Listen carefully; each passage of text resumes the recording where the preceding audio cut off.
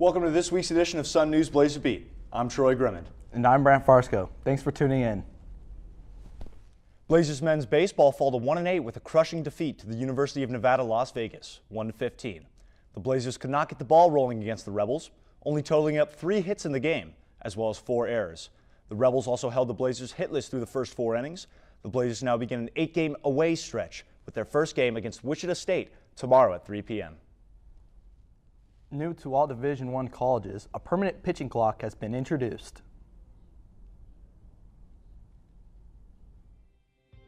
A pitching clock, or also known as a pitching timer, aims to expedite gameplay by restricting the time pitchers and hitters take before throwing or hitting the ball. Pitching coach Daniel Stang talks about how he trains his pitchers to stay focused and composed in time-limited situations. The thing that's helping us this year to keep kind of speed things up is the new game day signal things we have, so that way we can get the pitch into the pitcher and everybody has them, so they know what's coming a lot quicker than the signals we had or the signs we had before. I think the biggest thing is obviously managing it in like the positive way of when to pitch, when not to pitch, when to delay stuff, when not to delay stuff. So using it as an advantage in that aspect of it, I think since it's been in the game now for about 2-3 years, guys are used to it in that aspect. I think it'll enhance it a little bit, right? Obviously, because everybody keeps moving in that aspect of it. But at the same time, obviously, if we're doing what we're supposed to, keeping pace, then we should be fine about either way. In my opinion, the 20-second pitch clock doesn't really affect my rhythm or tempo, in my opinion. I can usually work pretty fast, but I think it does help speed the game up so people aren't just walking around, games taking like 3.5, 4 hours, so I think it keeps a good pace to the game. Potential advantages that I see to the pitch clock is for us pitching, if the batter's not in the box within 10 seconds, then it's an automatic strike for us, which helps us, and it could potentially win a game. Right-handed pitcher Dakota West says how the pitching clock can affect the way he communicates with others on the field. So like if our pitch comm's not working, it happened recently a couple of days ago in the U of A game. The pitch clock wasn't working, so I couldn't see what pitch was coming, and I had to take a breather, had to step off, but then the clock was still going, so it kind of ruined my tempo towards the game. I think it's a bigger advantage for pitchers than it is hitters, because when a pitcher gets on the mound, the batter has to get signs from the coach, they only have 10 seconds to get in. I think once they step in, the pitcher has the overall compatibility of getting them out. Well, Brant, the thing about the pitch clock, I kind of like it but dislike it at the same time. I kind of have a mixed feeling with it. How about you? I do too. You know, it obviously speeds up the game a bit, but it pressures these pitchers to pitch faster and these batters to get into the box and hit at a certain time. Well, it's a very slow-paced game, Brant. It's been since it came to America. You see a lot of pitchers that like to take their time. A huge example is, remember the at-bat between, it was a long time ago in the Major League Baseball, Jared Weaver versus Kyle Seager on the Mariners and the Angels. Jared Weaver was pitching and Kyle Seager just kept stepping out of the box to call time and just taking so much time getting himself ready to get in the box, and Jared Weaver was getting very angry, and he was like, you know what, he's going to eat all of this 89-mile-per-hour fastball right in the leg.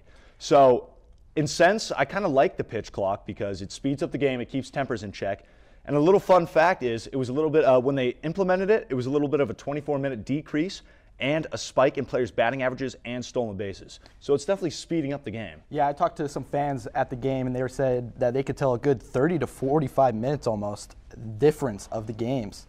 But one thing is, the pitching clock is only in baseball right now. It does not affect softball. And speaking of softball, the Trailblazers dominated the opener of the Utah Tech softball tournament with an 8-0 win over Idaho State University. Utah Tech capitalized early on last Thursday's game, scoring 4 runs in the first inning and adding 2 more in both the second and third. The next day, Utah Tech lost a close game against Weber State University with a score of 10-9. Utah Tech totaled 11 hits, with Carlia Eldridge leading the offensive charge alongside Oakley Trapp and Marissa Rubio. Weber State ultimately secured the win with a 9th-inning RBI single. The Trailblazers closed out the Utah Tech tournament with a 3-0 win over Utah State University and lost 7-9 against Eastern Kentucky University. They swing into their next tournament, the Trailblazer Tournament, with a doubleheader against the University of Wisconsin tomorrow at 11 a.m. And they're currently 5-7, which isn't terrible, but they usually are doing better, but it's not whack play yet, so they've still got time. They play Utah twice. They play them Saturday and Sunday this weekend So it'll be nice to see how they play. Well, yeah, that's exactly what I was going to bring up too, Brent, is they're 5-7, but you have to remember they won the WAC last year. They've had an all-star group of just powerhouses of lineups, from their coach to their players to pitcher of the WAC. They have so much talent on their team that it doesn't really surprise me that they're 5-7, because their schedule is going to get jam-packed with tough opponents out of the conference. So I think this is going to be a good challenge for the softball team as they head in to WAC play. After the break, we'll be back with an update on Utah Tech basketball and the current conference standings. It's official. Dixie State University is now Utah Tech University. Our Polytechnic focus combines active learning with career readiness in all of our 250 programs. As one of the fastest growing, most affordable, and safest universities in the country, Utah Tech was recently ranked as a top 10 arts and science college. So, join us and experience the difference at Utah Tech University.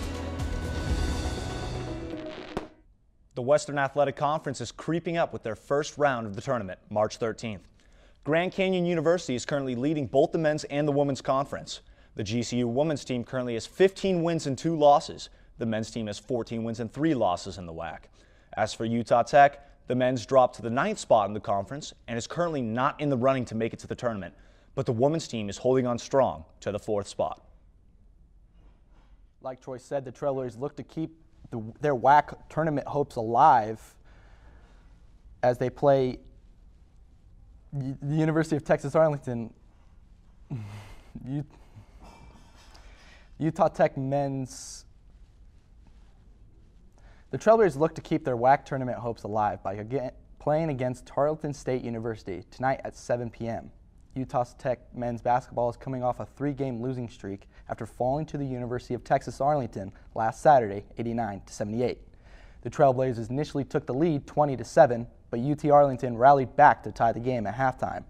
Despite efforts to regain momentum in the second half, the Mavericks steadily pulled away, capitalizing on Utah Tech's turnovers. Despite shooting well with 4 Trailblazers scoring in double figures, Utah Tech's 20 turnovers proved to be costly, ultimately leading to another loss. On that note, earlier this week I met with head coach John Judkins. He explains how a better defense to offense transition will help guide them back to the top 8. All right, so I'm here with Coach Judkins of Utah Tech men's basketball. Coach, Rod Zundel said the team played well, but some things needed to be corrected. What exactly do you want to emphasize going forward with the rest of the season? We got to score more points. It's just that simple, isn't it? No, we're talking about defense, though. No, defense is a big part of it, and we emphasize that a lot. When you play good defense, your offense clicks. It's just kind of weird how that works. And when we do that, like Jalen's a great example. When he had his 33 points, that was his best defensive game he had, and it just fed into his offense. And so we need to do better at that. We're playing well. We're just having some stretches that we just can't get the ball to go in, or we get fouled and we can't make foul shots. So we're doing some good things I like. We just got to stop those runs. Sometimes teams are getting on these 10, 12 nothing runs and just kind of put the game out of reach late in the game on us. We got to do a better job of that. And then kind of going back onto the pace of the game that you were just talking about, you talked about how you like Jalen and Jalen Searles and Eric Demings coming in and changing the pace of the game. Yeah. For people who just watch basketball, leisurely, they probably don't notice that. What do you mean by changing the pace of the game? Is it for the good, for the better? Depends. Going faster, going slower? Yeah, it depends who you're playing. You don't want to get in a run and gun game with a team that's really good at that.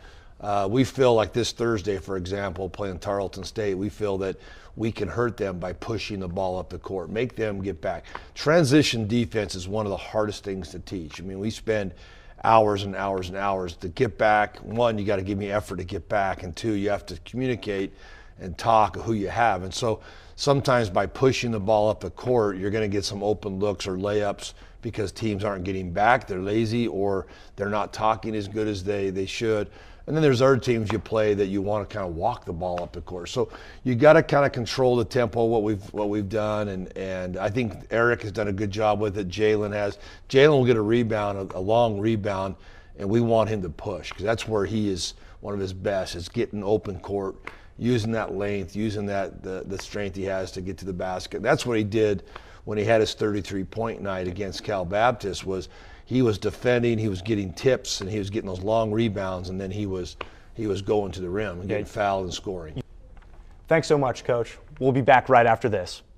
Blazers women's basketball also picked up a massive win over UT Arlington.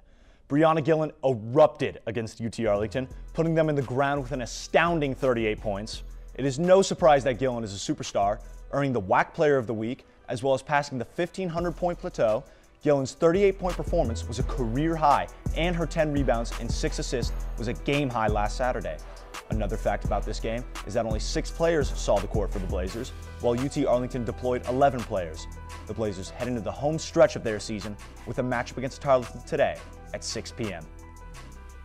You know, Brianna Gillen winning WAC Player of the Week, scoring over 1,500 points, and scoring almost near 40 points in a game. 38 points. That is going off. That is insane. Do you know any women's basketball player who's dropped almost 40 points in a game? That's a career high for her too, Clayton by the way. Clarkson, but that's about it. I mean, she's going on about to break the NCAA double. It's so insane to me how she just comes out there and dominates a team like that. And the women's, single-handedly. The women's team are 16-11 overall, and they're 10-6 overall in their conference. Excuse me, and they're doing great. They definitely have a spot in the WAC tournament right now. Well, they're holding on to the WAC for sure. I feel they're going to make it no problem as long as they just hold on to the next couple of weeks. They're going to be completely fine. They're in 4th place.